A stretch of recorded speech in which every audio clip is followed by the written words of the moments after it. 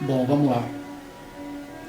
Hoje estou interessado em falar sobre o mindset dos seres divinos, seja deuses menores, anjos, é, deuses menores, anjos, os designs do DNA do ser humano. Qual seria o mindset deles?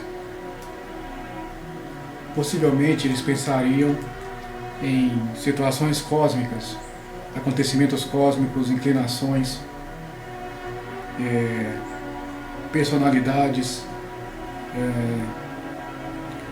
traços da personalidade, caráter, pudor,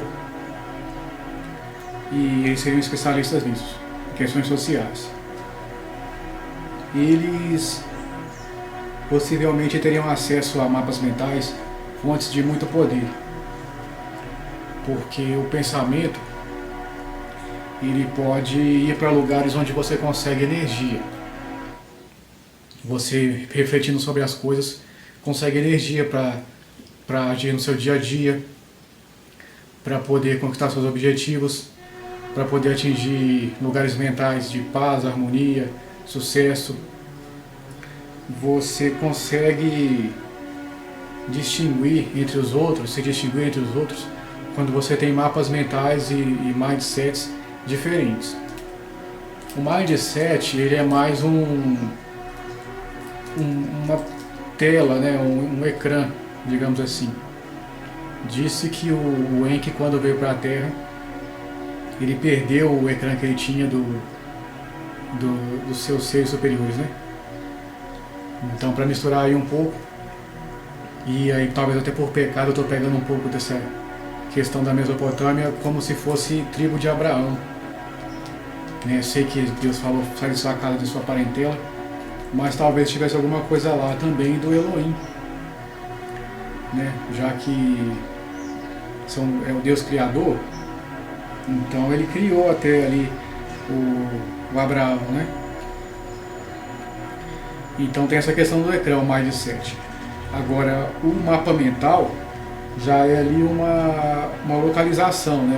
Um mapa mesmo, de raciocínios e de distinções que te levam até o lugar supremo, o lugar de fonte de poder, fonte de situações mentais, de autoestima, fonte de conquistas, e você consegue muito poder tendo acesso ao mindset certo. Por isso é possível raciocinar qual seria o mindset desses seres que criam. Possivelmente pensariam em iluminação, proximidade da fonte, né, da fonte da vida. Qual é a fonte da vida? Qual é a fonte do poder? Eles estariam mais ligados a fontes, a arquétipos, questões cósmicas, questões de conflitos, o que aconteceu, eles teriam conhecimento histórico do que deu certo e do que deu errado. Eles saberiam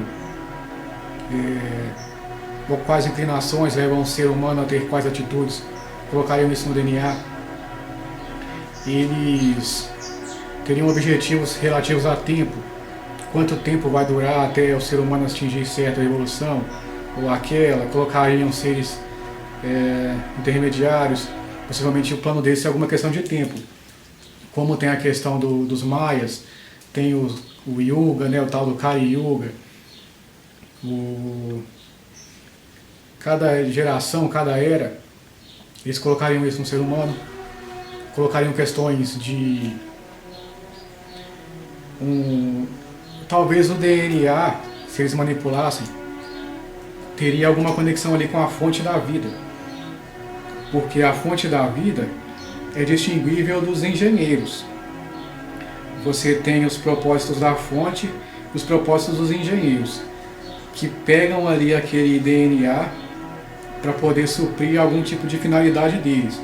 Só que a fonte, ela tem o ser humano para se existir de uma forma, para existir com plenitude, criando o seu universo, né, manipulando ali o Ka, que é a partícula que mantém espaço-tempo, não acontecendo distinções entre ao mesmo tempo, não acontecendo manifestação ao mesmo tempo de passado, presente e futuro, como na quinta dimensão. É uma substância que mantém ali a distinção das dimensões. Agora, a fonte, a vida, criou o ser humano para ser pleno, mas o engenheiro criou para uma finalidade. Ou o ser humano às vezes surge também por acaso como uma finalidade. Mas o Deus Elohim, ele é o mesmo para todos. Só que às vezes o ser humano vai se encontrar em situações distintas da sua finalidade, do ambiente que ele deveria existir, do ambiente natural. E aí ele vai trabalhar da forma poluída, da forma corrompida, mas sempre com abertura para a forma original, que é a forma que a fonte planejou e que sustenta.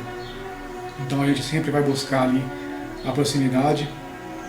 Agora, será que esses seres engenheiros são da mesma natureza que nós? Qual será o mindset deles? Para eles, o que seríamos nós?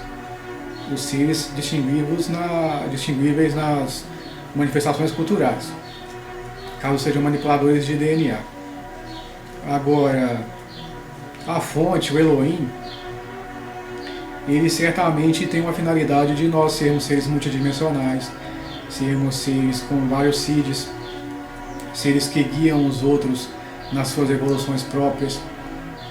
Agora, os seres da engenharia certamente têm outras finalidades, que cultivemos sentimentos para que eles se alimentem disso, que cultivemos muitas vezes sentimentos baixos, caso sejam de baixa intenção, ou talvez mesmo os altos tenham criado com esses sentimentos altos, mas também a abertura para os sentimentos baixos. Então, muitas vezes o ser humano decai e acaba alimentando os seres dos sentimentos baixos. Então eu acredito que o mindset desses seres seriam mais elevados que o nosso. Sim, porque eles têm acesso a poder, eles têm acesso à manipulação de dimensões, de frequências, conseguem alternar sua aparência. Então eles têm ali acesso às situações da fonte muito mais próximas que nós. Mas qual seria essa fonte? A fonte, ela está aí no cosmos, né?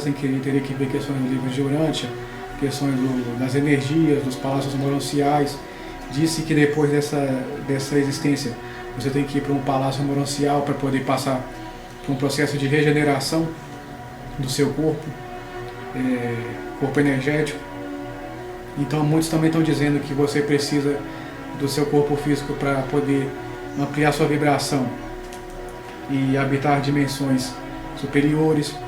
Fala sobre a quarta e quinta dimensão, que o planeta estaria fazendo transição. Então isso está mais conectado à fonte.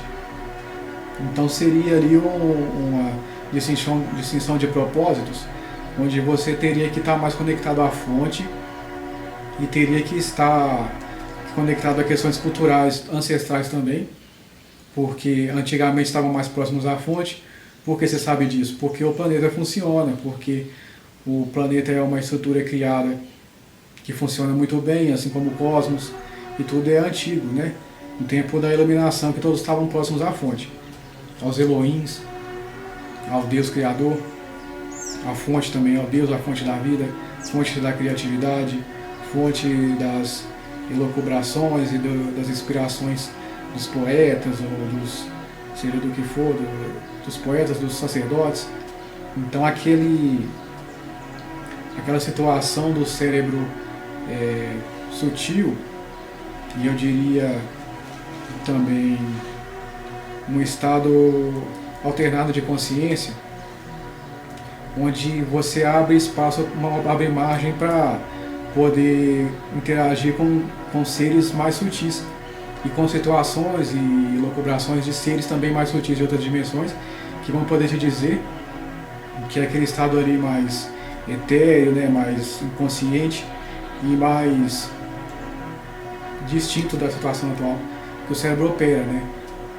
Então nessa situação você consegue acessar informações de fonte da vida, porque ela sempre quer se comunicar com você, e você foi feito para se comunicar com ela, porque você tem a conexão com a fonte muito forte, porque o ser humano é filho da fonte, filho do Elohim, do Criador. Então ele sempre quer se comunicar com você, mas aí as culpas e demais coisas sempre estão tentando tampar você. E eu estava tentando atingir a palavra onirismo, né? Você precisa atingir o estado onírico para poder verificar isso, essas coisas. Ou procurar alguém que te atingiu e vai te passar a informação, mas você não vai captar ela completa, porque você vai perder muito tato dos seus sentidos. Então você precisa abarcar a informação com todos os seus sentidos possíveis. Então por enquanto é isso, estamos aí, não tem mais.